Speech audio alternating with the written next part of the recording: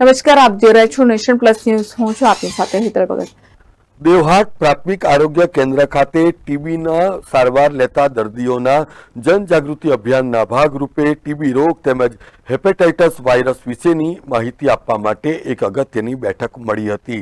છોટાઉદેપુરના દેવહાટ પ્રાથમિક આરોગ્ય કેન્દ્ર ખાતે ટીબીની સારવાર ચાલુ હોય તેવા દર્દીઓને ટીબી રોગ અંગે પેશન્ટ પ્રોવાઈડર મીટિંગ બોલાવવામાં આવી હતી, જેમાં ટીબી રોગના લક્ષણો, એની તપાસ અને સારવાર વિશે એચટીએસ મનહર વણકર દ્વારા વિસ્તૃત જાણકારી આપવામાં આવી હતી.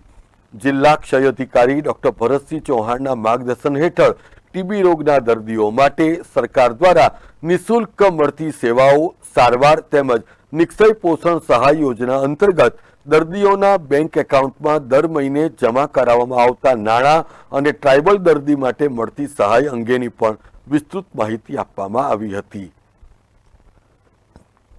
પેશન્ટ પ્રોવાઈડર મીટિંગમાં પ્રાથમિક આરોગ્ય કેન્દ્રના મેડિકલ ઓફિસર ડોક્ટર ખ્યાતિ જોશીએ દર્દીઓને આરોગ્ય વિશે તેમજ હેપેટાઇટિસ વાયરસને લીધે થતા લીવરને નુકસાન, દારૂ તેમજ અન્ય વ્યસનથી થતા નુકસાન અંગેની વિસ્તૃત માહિતી આપી હતી.